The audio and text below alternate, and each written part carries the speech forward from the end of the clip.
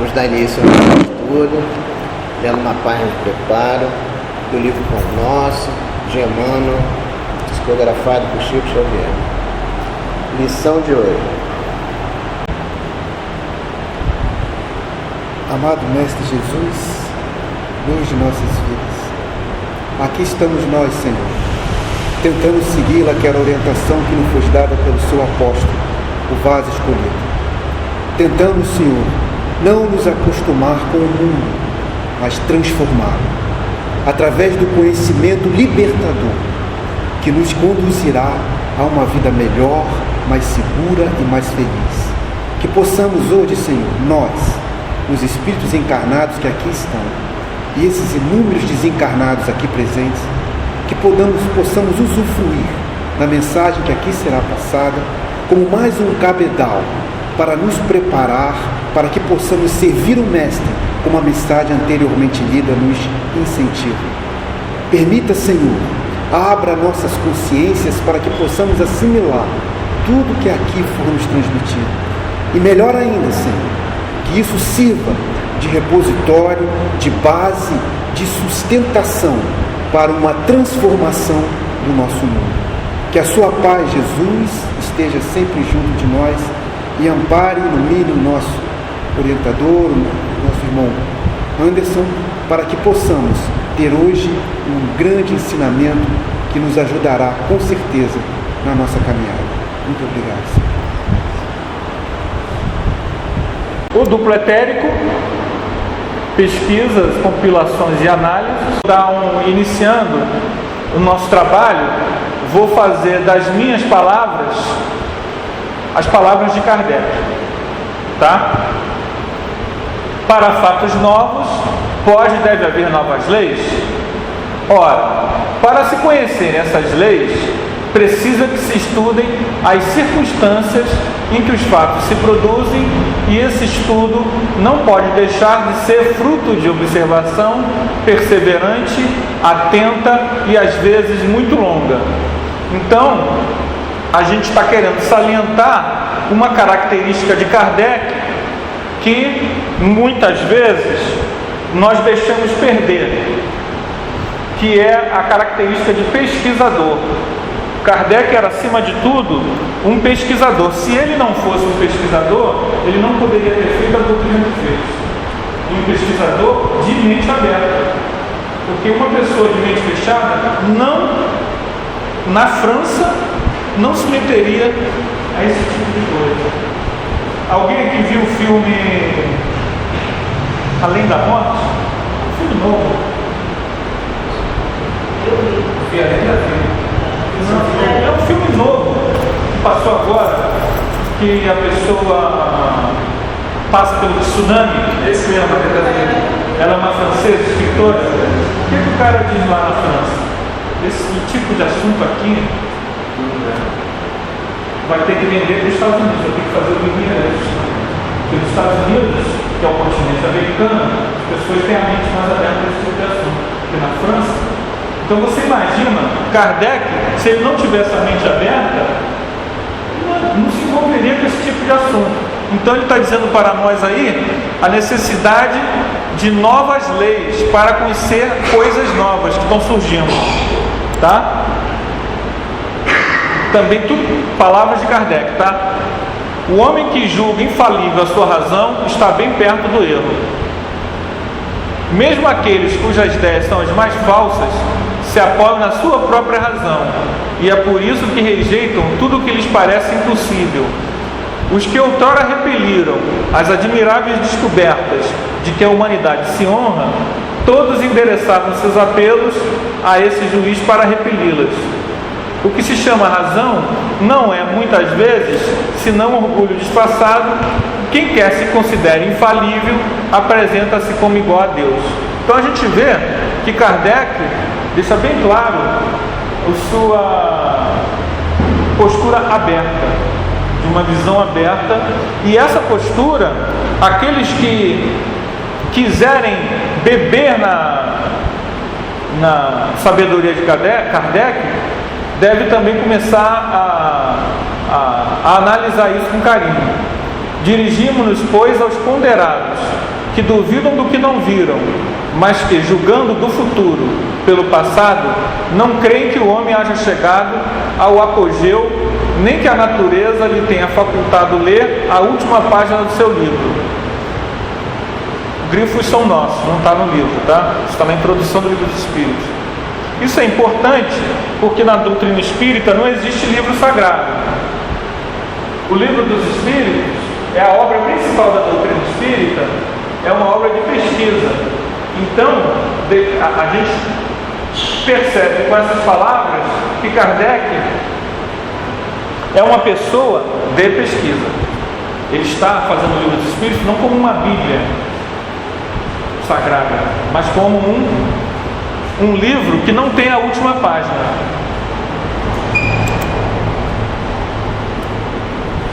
Também palavras de Kardec, tá?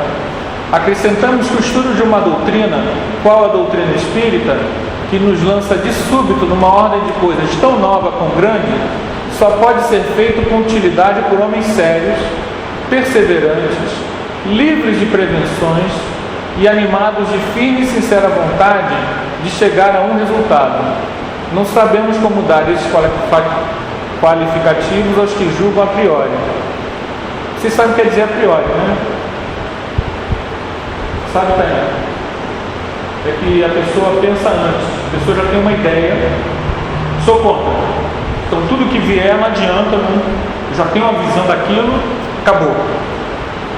Então, Kardec está falando disso. Não sabemos como dar esses qualificativos aos que julgam a priori, levianamente, sem tudo ter visto, que não imprimem a seus estudos a continuidade, a regularidade e o recolhimento indispensáveis. Esse livro que você falou aqui? Oi? Não, isso é uma... Você quando coloca um texto que não é teu, que está num livro, e você quer salientar uma parte que não está no livro, é você que está querendo sublinhar aquilo, você tem que botar isso aqui. Entendeu? Isso foi retirado da Livro dos Espíritos. Eu grifei aqui de amarelo, então eu estou só mostrando. Quando você faz uma obra, se você fizer uma compilação, ou em outro livro, ou num texto qualquer, e você quer salientar aquilo para as pessoas, depois você tem que botar entre aspas. Grifos são nossos. Na verdade, não está no original, não está grifado no original. Ele está dando maior importância. Eu que estou dando essa ênfase. Importante é que Kardec vai nos falar sobre essa questão da regularidade, da continuidade e do recolhimento. Um tema novo exige uma pesquisa profunda, um aprofundamento das coisas. Muitas vezes, a forma de compilação rápida, em que se não analisa a fundo um tema, acaba trazendo confusão sobre esse tema, porque a pessoa, ela, ao invés de analisar o que se escreveu sobre o tema, o que existe sobre o tema, as correlações que o tema tem com outras questões, outros fenômenos, que ao que parece são correlatos, são os mesmos, com nomes diferentes. Essa preguiça na pesquisa rápida, muitas vezes em elaborar um livro, a pessoa faz um livro que é um compêndio de fenômenos psíquicos. Ótimo, mas muitas vezes ela vai tratar o fenômeno, vários fenômenos, superficialmente, e vai trazer definições que são erradas. Então você tem um trabalho de um grande pesquisador, mas quando ele vai falar sobre um tema específico, ele faz uma análise apressada, simplificadora, tratando o seu leitor como uma criança e trazendo definições erradas. Erradas em que sentido? No campo do duplo etérico, erradas no sentido de contradizer os pesquisadores que realizaram a pesquisa e que trouxeram à baila aspecto do corpo do espírito humano, essa vibração do corpo,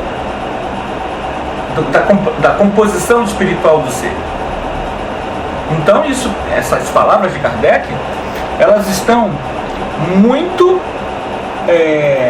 ligadas ao que nós estamos apresentando hoje, porque exige sim a pesquisa, exige continuidade, regularidade, recolhimento, ou seja, uma meditação, uma reflexão, um trabalho de síntese, um trabalho em que você permita que as forças superiores, os nossos coordenadores evolutivos, nos inspirem, nos aproximem temáticas, obras, experiências, para que a gente possa dar um mergulho fundo no fenômeno. Uma análise rápida e apressada, muitas vezes, só traz confusão. É o caso do duplo etérico, que muitas vezes é confundido.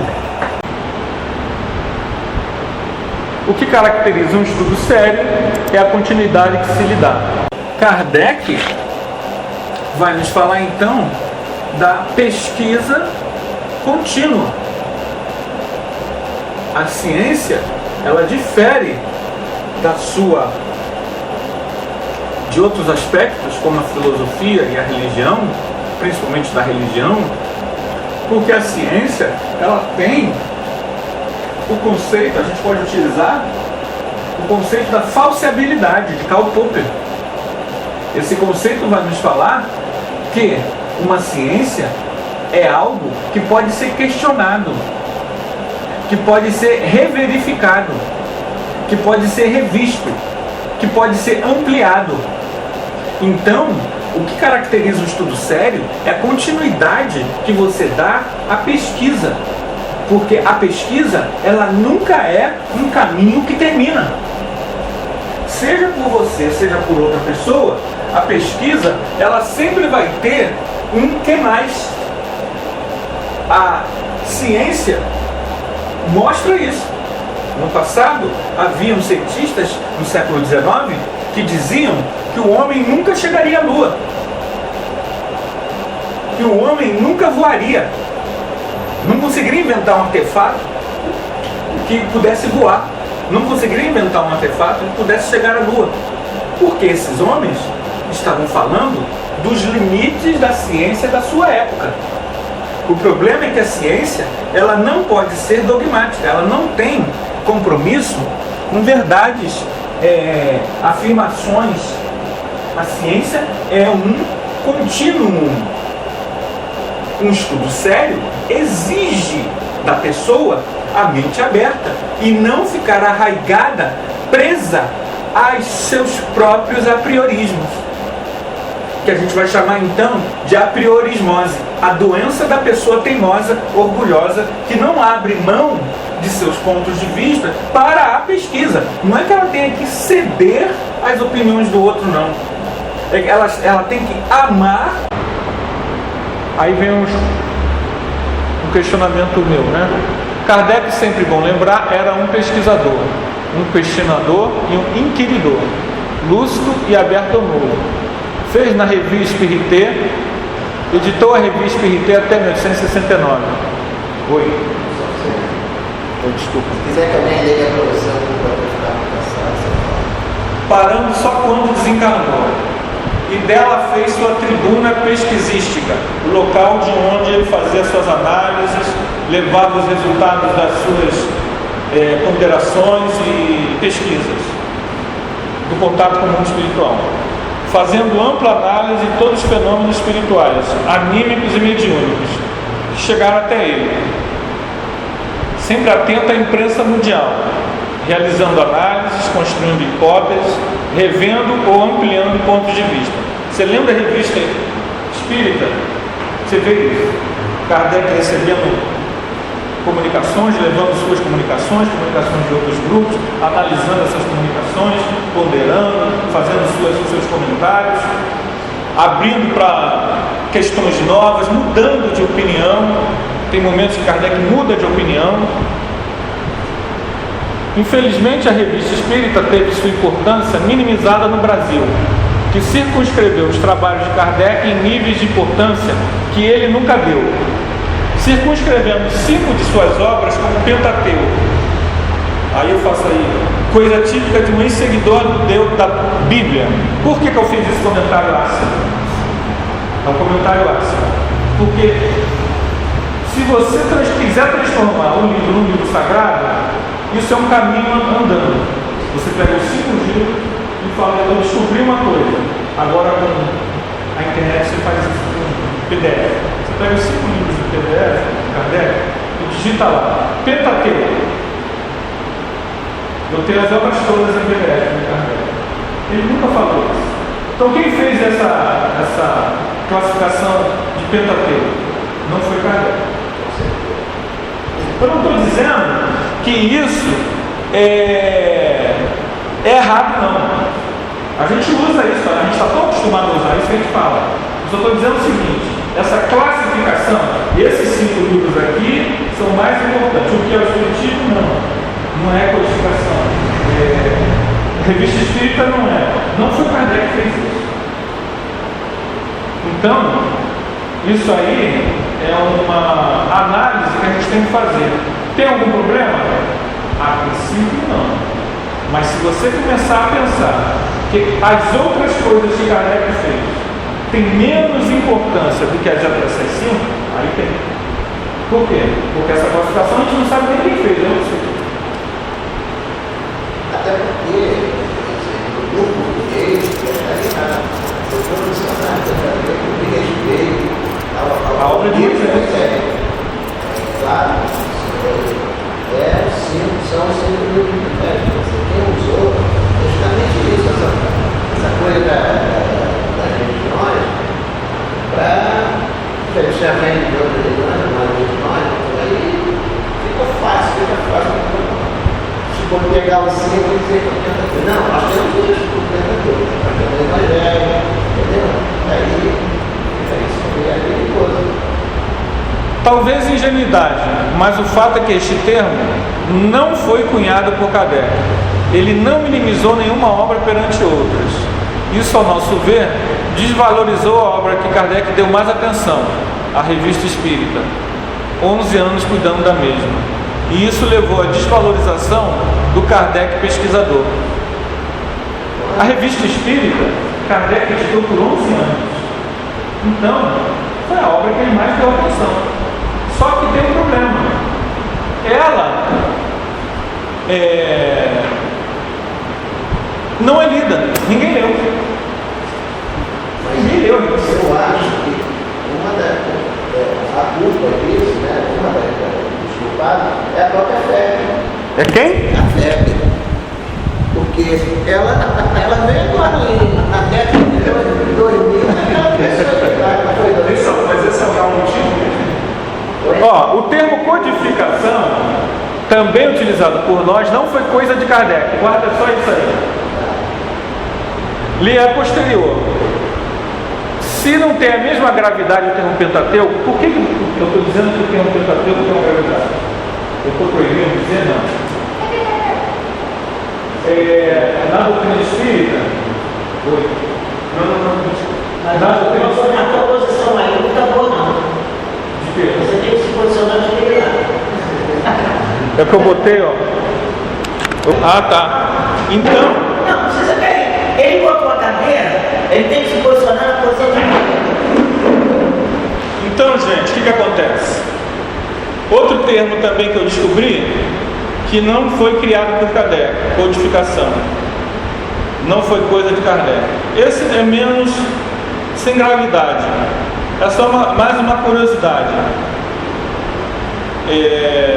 Mas é importante que a gente entenda que esse título, codificador, ele não se nomeou. Mas assim, não ele está errado. codificou, não Está errado.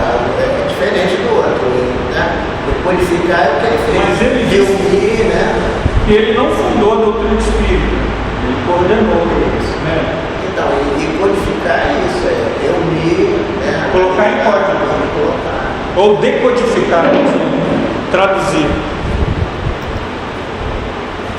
Ele nunca disse que 5 obras eram sua palavra, porque na verdade você tem um problema, a codificação. Está entendendo? Qual é a codificação? O teu espiritismo está na codificação? Eu não sei. Eu estou querendo aqui dar ênfase, é a questão do limite. Porque você às vezes discutindo com uma pessoa, você pega uma coisa que está na revista espírita, ou no que é o espiritismo, ou na viagem espírita. Não, mas isso daí não é. Mas quem disse que os outros são? Kardec até deu uma lista para que a pessoa que quer estudar siga. E é uma lista que não está nessa, não cabe esses 5 livros. É uma lista, mas ele também não deu essa lista para circunscrevê-la. É apenas uma forma da pessoa se inserir no conhecimento espírita, tá?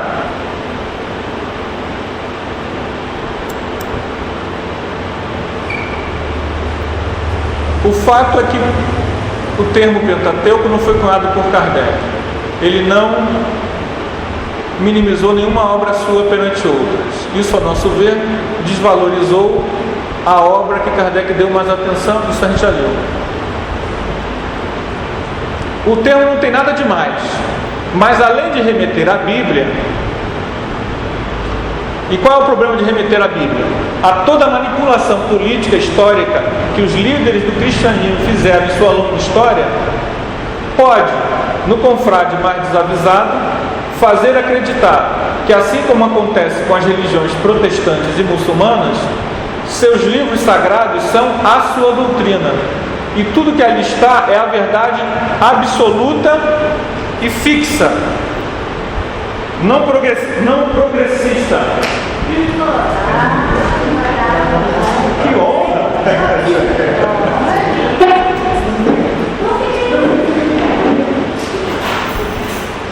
Algo fixista, tradicionalista, ortodoxo, que caracterizou a religião no Ocidente. Isso é uma outra discussão que eu gosto também, que é a questão da ortodoxia. Porque a gente, quando faz história, você percebe o seguinte: o ortodoxo, ele é ortodoxo às ideias dele. Ele diz assim: aqui está a verdade, porque está escrito, mas é ele que interpreta. Eu dou a interpretação. Tá, a verdade está, mas aí que falou da reencarnação? Não, aqui não. É uma questão de interpretação. Está na Bíblia, é verdade. Não, ela fala da reencarnação. Não, não fala. Aqui está falando de batismo, para mim está falando de reencarnação. Então, o ortodoxo, ele fecha o assunto na visão dele, não é só a verdade. Ele tem uma visão tradicionalista. Nos 5 livros sagrados espíritas, o Pentateuco, estaria a doutrina. Isso, gente, eu quero escandalizar vocês. Por quê? Porque Kardec não fez isso. Foi por isso que eu botei ele falando aquelas palavras antes. Essa postura não é a postura de Kardec. O que é importante é que parece ser uma coisa, né, como você falou, mas é importante porque com a vivência que a gente tem, né, de lidar com as pessoas, a gente vê que isso existe. Existe. Que tem pessoas que só tem que estar no tal do Pentateuco. Se não tiver, não é doutrina espírita. E olha que, poxa, só a revista espírita, né, o que tem lá e não tem nos 5... É muita coisa. É muita coisa. Um amigo meu lá aí, ele me mostrou que sobre a possessão, Kardec reviu a posição dele, que está no livro dos médiuns, na revista espírita. Ele não teve tempo, não botou, mas ele reviu a posição. Poxa, tu tá vendo que ele está fazendo pesquisa. Ele não está criando uma coisa fechada. Não quer dizer que você vai pegar qualquer novidade. Ali, está vendendo banana, traz para cá. E ali, não sei o que, traz para cá. Não é isso. É pesquisa. Pesquisa. Vai lá. Lê pra gente, Edson, por favor. Esta pouca divulgação está, de certa forma, atrelada à pouca divulgação que a revista espírita teve entre nós. Apesar de ser editado há muito tempo no Brasil, só agora, no século XXI, com a FEB destituída de presidentes rustenguistas, que ela passou a editar a Revista Espírita. Aqui só, não é uma crítica, não vou entrando nas questões, mas é um fato, tá? Vamos lá. Aqui não vai nenhuma crítica ou desrespeito aos confrades rustenguistas. Nem estamos dizendo que eles não publicaram a Revista Espírita por algum motivo negativo. Aqui seria por dois motivos negativos apresentados acima. Aí eu não fiz revisão, é que a gente está lendo, eu estou vendo. Esses que eu citei ainda há pouco. Não estou dizendo que eles estão enquadrados nesse processo que eu fiz a crítica, não. A FEB, editando as obras de André Luiz, Jacó Melo, Jorge Andréa, Antônio Freire, Manuel Filomeno e nas páginas de O Reformador, em centenas de artigos, entre outros, demonstrou sempre, na sua prática histórica, o caráter progressivo da doutrina espírita. Então, porque a FEB, nas suas publicações, sempre deixou claro esse caráter progressista. Então, por isso que eu estou dizendo, a crítica não é que ela engessou. Muitas vezes ela foi acusada por publicar, por exemplo, eu me lembro disso, eu vi aqui nessa tribuna uma pessoa aqui da antiga Federação Carioca criticar o passe de Jacó do Melo, né? Uma pessoa importante, né? Por quê? Porque ele fazia pesquisa com aquela obra. É uma obra monumental, uma obra que nós todos deveríamos ler, estudar, pesquisar, mas foi criticado. E a FEB bancou. Mas ela depois lançou um livrinho. Oi? Já reviu a posição. Ela já reviu? Já, hoje eles defendem a Não, eles fizeram. Ela sempre defendeu o Jacó de Melo. Agora, eles na época tiveram que lançar um livro menorzinho, que na verdade era uma condensação, um livro até bonzinho também, do Aurelino Gugel, alguma coisa assim. Então, André Luiz, quando começou a falar de Nosso Lar, Cidade Espiritual, ela teve que bancar também, porque foi criticada até hoje na internet. Agora na internet você vê que isso ainda existe gente falando isso, né? Você sai do corpo, vai na cidade espiritual, tem gente que Kardec não disse, então cidade espiritual não existe. Isso não é doutrina espírita. E o cara se diz ortodoxo, e seguidor de Kardec. Ele pode ser seguidor das ideias dele, mas de Kardec não, porque Kardec não tinha essa postura. Aí a ver por que eu acho, achismo meu, a partir de uma ponderação minha, por que a FEB nunca editou a Revista Espírita? Continua essa. Apenas nós sabemos que está inserido no corpo da Revista Espírita críticas de Kardec às ideias de Rustem. Kardec, com a sua lucidez clarividente, vaticinou que seriam teses que trariam divisão ao movimento espírita. E isso, com certeza, desestimulou a publicação da mesma pela FEB no século XX. O que acontece? A FEB sempre foi seguidora das ideias de Rustem. Isso é um outro tema. Será que você precisa dar uma ideia de que básico que o fundamental nefrálgico da Bíblia? A ideia básica de Rustem é a seguinte: ele tem algumas coisas controvertidas. Nosso Edson seria a pessoa mais. Ele foi num congresso sobre Rustem.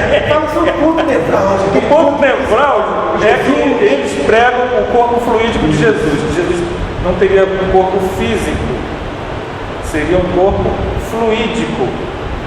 E que ele não teria um corpo fluídico, ele fala da queda. Você tem que falar da queda, não fala? Ou é o Balde? O Balde fala. Rustem não. Porque Jesus nunca errou. Jesus teria uma evolução reta. Vertical, né? É a questão. E por nunca ter errado, eu tinha meses de doutrina espírita, mas lendo do Kardec e tudo mais, quando eu li isso uma vez, como uma pessoa não pode nunca errar? Porque se você é simples e ignorante, não tem jeito. O aprendizado não tem como você não errar. Exato. Se você não aprende, tem até uma música do Sagrado Coração da Terra. Aí coloca Jesus como o próprio Deus mesmo. É, uma divinização exagerada e desnecessária. Não é necessidade disso. Ele diz assim na letra deles, que os anjos, letra até bonitinha, os anjos sofrem porque não podem amar uma outra pessoa. Porque é uma visão do anjo criado perfeito. E quando vê um homem amando uma mulher, fica com inveja. Porque o que é isso? É uma visão. É a visão teológica. Né? O cara lá, o rabudo, ele não se insurge contra Deus e vai porque ficou com inveja. É a visão teológica. A gente sabe que não é nada disso. Que anjo não é assim. Anjo é um ser humano que se aperfeiçoou vencendo as suas más inclinações. Já Rustemo diz que não, que Jesus nunca errou, por isso ele tinha confluído. Ele não podia se manifestar aqui em corpo físico. Isso tem uma série de implicações e não é tão simples assim. E isso levou aquilo que Kardec. Kardec, quando viveu na época de Rustemo, tá? E eles entregaram a obra a Kardec. Kardec leu e disse: tinham questões ali complicadas, que a obra não tinha nada demais, estou falando com as minhas palavras, tá? Mas que aquelas questões ali poderiam levar o movimento espírita à divisão. Isso Kardec falou isso? Falou. E sabe o que aconteceu no Brasil? Profunda divisão. Desde o século XIX, isso levou a antipatia, inimizade, brigas. O movimento espírita, durante todo o século XX, e ele acertou em cheio, porque durante todo o século XX, o movimento espírita brasileiro foi dividido por causa disso. E a FEB, ela foi sempre muito rustemista. Por que será que ela não publicou? Eu acredito que essa é uma das hipóteses. Tá? Quando a FEB agora não tem presidente rustemista, aí o que aconteceu? Publicaram a revista espírita. Só para. Só para. Isso é um assunto interessante, só que não vai dar tempo, né? Só para colocar rapidinho, a FEB lançou agora no século XXI, mas já tinha, só que era uma edição da Edicel, né? Então não tinha grande divulgação e eles não vendiam por volume, sempre venderam e era uma coisa até relativamente cara. Aí a FEB, quando lançou, começou a lançar separado, pode comprar o volume 1. Aí, e a FEB tendo, o movimento adora, entendeu? Aí você vê que você vai hoje mesmo, no centro que eu fui, tá lá em cima da mesa os 12 volumes da revista espírita. Da revista espírita é a mais prodigiosa fonte de informações sobre o espiritismo e de instruções doutrinárias. Allan Kardec indica no capítulo 3 do Livro dos Médiuns como obra indispensável para o estudo da doutrina. Então você vê que Kardec dá uma ênfase à revista espírita. Essa ênfase que Kardec dá, ele a coloca como indispensável. Então, não se justifica desprezá-lo. Se o próprio Kardec vai nos alertar sobre a sua importância no processo de conhecimento da doutrina espírita. Kardec coloca o que é o Espiritismo no primeiro, segundo livro dos Espíritos, terceiro livro dos Médiuns, quarta revista espírita. Considera o primeiro livro indicado como simples introdução.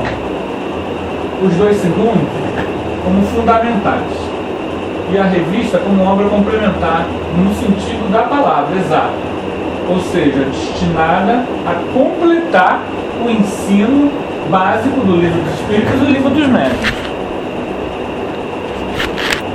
como ele se refere à Revista Espírita num trecho referido.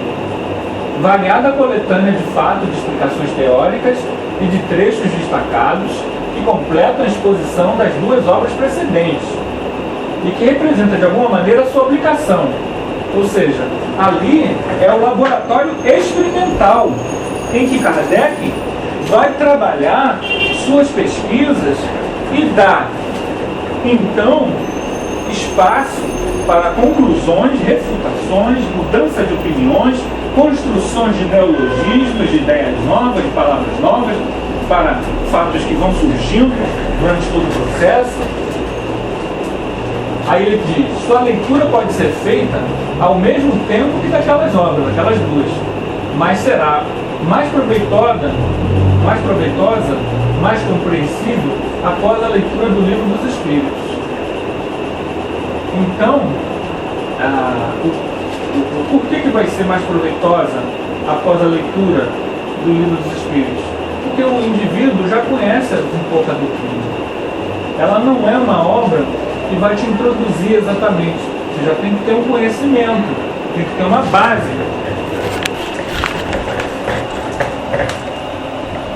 Kardec diz assim, lá embaixo, não lembro, lá embaixo.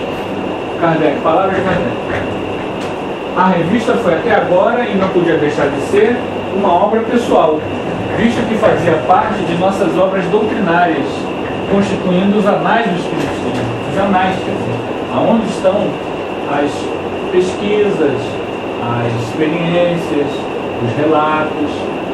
O seu intermédio é que todos os princípios novos foram elaborados e entregues ao estudo.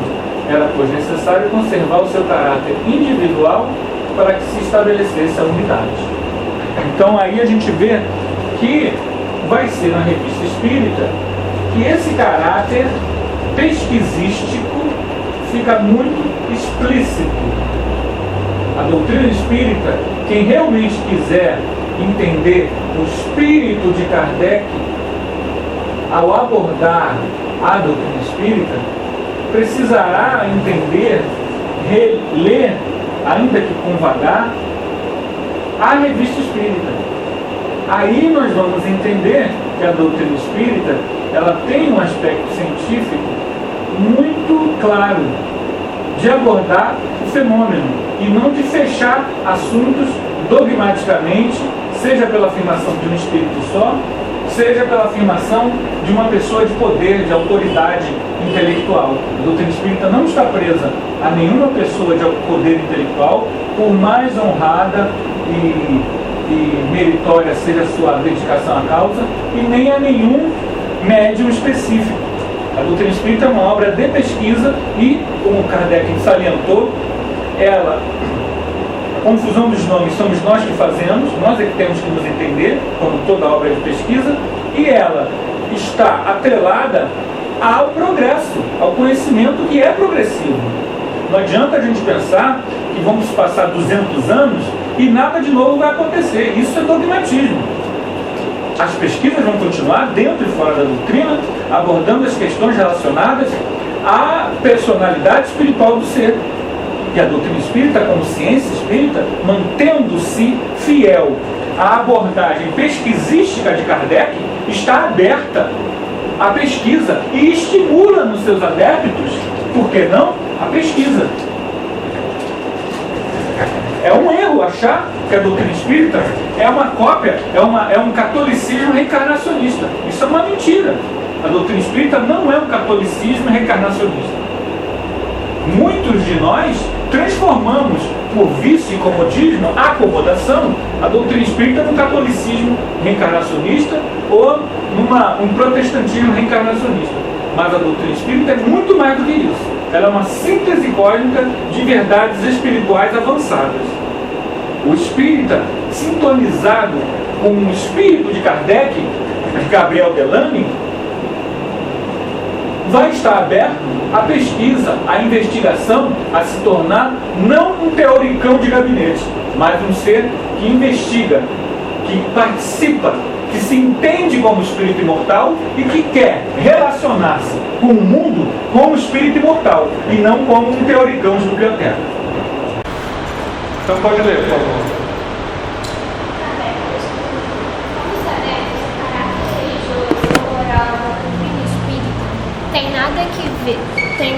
que ver com os dogmatismos, religiosismo, tradicionalismo e idolatrias, adotadas pelo cristianismo em sua longa história neste planeta.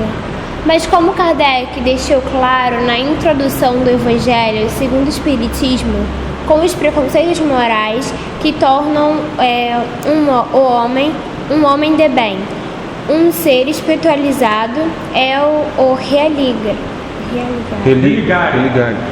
que liga ao homem à sua essência divina, dando a ele uma visão espiritual das coisas.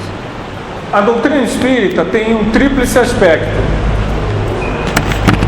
Ela é uma doutrina que tem uma ciência espiritual que investiga essas questões que a gente está aqui iniciando a abordar.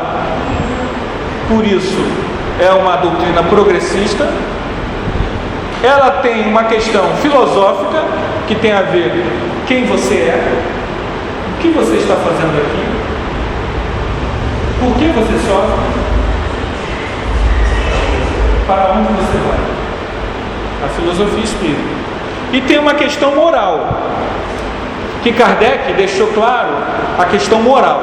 No Brasil, nós acabamos adotando a palavra religião.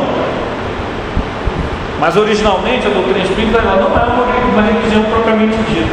Ela não é uma instituição. Ela não é uma instituição que outorga um cargo. As casas espíritas podem ser adesas à CERJ ou não. Elas não são obrigadas. A CERJ, por isso que a doutrina espírita não é propriamente uma religião. A CERJ, ela não tem poder, nem a Federação Espírita Brasileira, elas não têm nenhum poder sobre a casa espírita. Então, é diferente da Igreja Católica. A Igreja Católica, se o padre falar alguma coisa e chegar ao bispo, o que acontece? Vocês sabem o que acontece? O bispo acontece automático. Ou ele simplesmente tira o padre. Não, transfere, ou tira, ou ele se torna auxiliar lá Por quê? Porque é uma religião institucionalizadora. A da doutrina espírita não. Aqui, eu fiz uma crítica saudável à Federação Espírita Brasileira, né? E apenas não é nem uma crítica assim, apenas um fato histórico, né? Há uma abertura. Eu não preciso frequentar nenhuma casa espírita para ser espírita. O meu comprometimento do espírita, o comprometimento do espírita com a doutrina espírita, aonde estão escritas as leis de Deus. Você frequenta a casa espírita, se quiser, mas porque existem outras pessoas que comungam da mesma ideia e querem divulgar. Não é uma coisa que te fez bem? Então vamos divulgar isso para as pessoas. Então a gente constrói um núcleo espírita para divulgar essas informações, né? Agora, do ponto de vista científico, a essência mesma do perispírito, isso é outra questão. Compreender primeiro moralmente. Resta apenas uma discussão sobre a natureza dos fluidos, coisa por óleo inexplicável. A ciência ainda não sabe bastante, porém lá chegará se quiser caminhar para o espiritismo. O perispírito pode variar e mudar o infinito. A alma e o pensamento, não dúvidas de natureza. Supondes que, como vós também eu não pesquiro, vós pesquisar o espírito. Nós outros agora pesquisamos a alma. Esperai, pois. Botei esse texto aqui para mostrar aquilo que Kardec nos diz, né? Os espíritos não sabem tudo. Eles estão pesquisando. Aí agora, palavras de Kardec. Apoiada nas leis naturais não pode ser mais variável que estas leis. Mas se uma nova lei for descoberta, deve se modificar para harmonizar-se com esta. Não deve fechar a porta a nenhum progresso sob pena de suicidar-se. É a diferença entre a religião, nesse sentido ortodoxo, porque eles têm uma visão. Uma vez na Crisma falou assim: mas se eu acreditar na reencarnação, uma menina falou. Então, o coordenador falou: você não é católico. Claro que a gente sabe que não sei quantos por cento de católicos acreditam na reencarnação, mas a doutrina oficial da igreja não prega a reencarnação. O católico, mesmo aquele que é mesmo seguidor, ele não pode acreditar na reencarnação. Ele não pode, se fosse falar os dogmas da igreja, ele só pode ter relações sexuais para procriação. Ele não pode usar nenhum método anticonceptivo. Agora, qual católico faz isso? Né? Mas é a doutrina oficial da igreja. Tanto que, se a pessoa se separar, a pessoa casou na igreja, se ela se separar, ela pode casar de novo na igreja? Pode dar esse testemunho, né?